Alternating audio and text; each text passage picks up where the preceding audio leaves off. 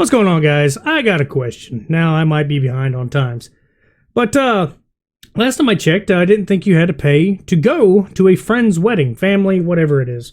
You know, normally you RSVP or whatever to let them get a head count because weddings are pricey, depending on what type of wedding you're getting. If you're getting like a shotgun wedding in the backyard of a friend's house, probably not that much. Or you have a buddy that might just have a pond you'd rather have the, wedding at right next to it. And yeah, sometimes you can get them cheap. Now, sometimes you can blow it up out of proportion and go spend $250,000, $500,000, however much you want to spend on a good venue, seating, a cabin, crazy amounts of stuff for all of your, your wedding goers, all the friends, family, people you want to invite. But then there's people out there that are charging their friends and family, not $25, not $30, no, $400 or more to come to their wedding and then completely complaining about it and then decided to put themselves on the internet to be made fun of and tore apart, asking if they're in the wrong for asking people $450. All right, TikTok, tell me if I'm tripping or not. So me and my fiance, we are getting married, right? And to be a part of our wedding, you have to pay $450 for a ticket, and that's for each guest. So we invited friends and family to our wedding. Tell me why everybody that we invited has declined the invitation. We already have spent $100, maybe almost close to $200,000 on the wedding. We have already pre-ordered the cake. We already put down a deposit for the venue. We've already got the wedding dress, everything. We pay for everything for the wedding. DJ, photographer, everything for the wedding. Okay, I don't know how to compare IQs with this one. $450 a person is really stupid. Even saying $20, we'll say $20 a person just to kind of help recoup some of the losses on, the catering companies and stuff like that. Because to do $450 and he's trying to recoup the money, I'm going to say, and this is just me guessing, would be 450 people. 445, I think, to recoup $200,000. That's how many people he invited. Weddings do invite, in weddings, people invite, could be a couple hundred people. I've seen weddings where it's like that. I've helped a catering company, went back when I was a teenager, and they just needed a dish boy. That's what I did. And those catering, where we catered, would be expensive. It'd be, 500 plus people. So I wouldn't say it was unbelievable that this man probably is doing that, trying to recoup a loss and inviting anyone and everyone to pay the $450 thinking he could recoup it. That's just me assuming. I'm not saying he's doing that. But it's still stupid. Okay, this is your wedding. You're the one inviting these people. They're your guests. You are to provide for those said guests. The only thing they are even remotely not required, but what could be expected for some of them, is to give you gifts for the fact you're getting married, to help you with the house, move, whatever. There's reasons why this was a big thing, a little bit more traditional, but now it's just have a wedding, have a party, have fun. That's what a lot of them I've seen is. But you're going to hear worse. It gets worse. It's way worse.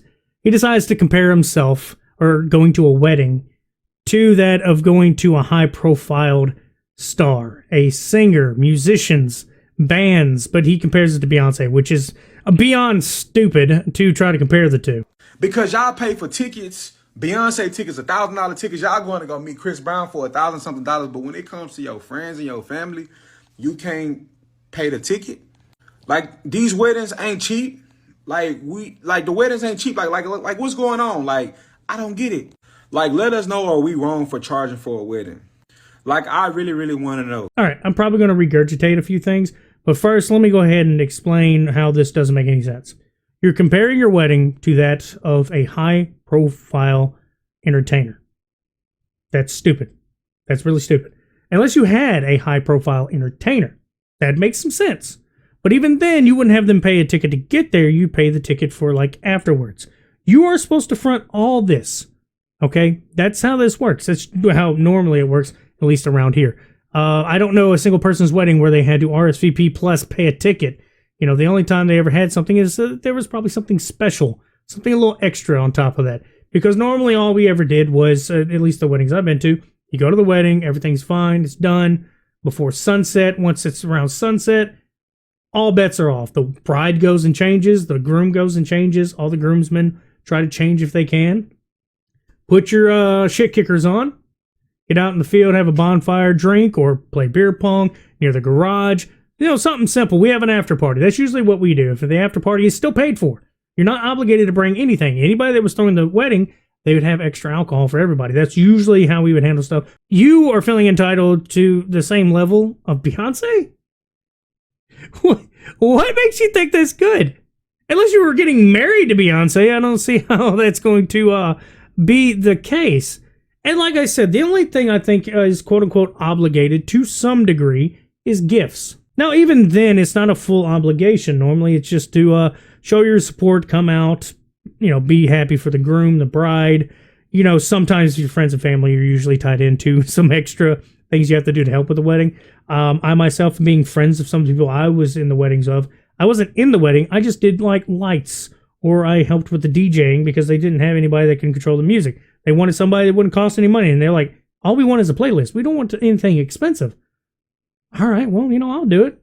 I'm not a groomsman. I don't need to sit down there. Have me go behind it. Let me know the times to switch the music over. That's all I did. All I did was literally volume up, volume down, switch, volume up. That's all I had to do. It was simple, but it was a request, and I was fully happy to do it to save them some money, because you'd be surprised what DJs make you spend to play 5 songs. And then when it was time to go dance, I came out from behind the curtain, went to the dance floor, and all he did was plug up the phone, and I stayed up there just watching the phone. It was just a thing. They're like, can we do a special request? I went, no, bride and groom wants this played. They had, I forget, like 10 hours of music that was on shuffle. It was simple. But that's certain things you would do as friends and family, not paying for the damn ticket, which, like I said, just makes no sense. And to reiterate, the only thing obligated would be like, giving gifts. And that's not even 100%.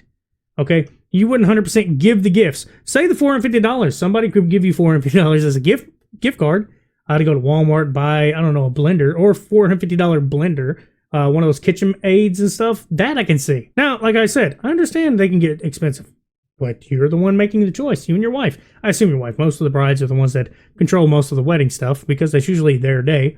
So, yeah, you getting on the internet asking everybody what they think probably wasn't your smartest idea, because now everybody's just going to make fun of you. And not to mention the $450 price tag is ridiculous. I would try to work if it was like $20 for RSVP. Just say if you went to a nice spot that had you pay for parking. That I could see, where it's like everybody that RSVPs will pay for, a parking ticket or whatever it may be. That's if that's the case. Normally when you get a venue, you're paying for the overall anyway. But I'm not going to say it's guaranteed, okay? Because I've never had to plan the weddings. I was always just asked to come help tear stuff up, or put stuff up, tear stuff down. Like I said, I did lights at one wedding. I did music. I did music just to help them so they didn't have to pay an extra person. Or I was a groomsman, and it was pretty simple. That's it. And the groomsman, all you do is stand there and try not to throw up everywhere if you went to a bachelor party the night before. That's all you had to do, which I successfully have done that 3 times. But yeah, that's all I got to say. Y'all have a good one.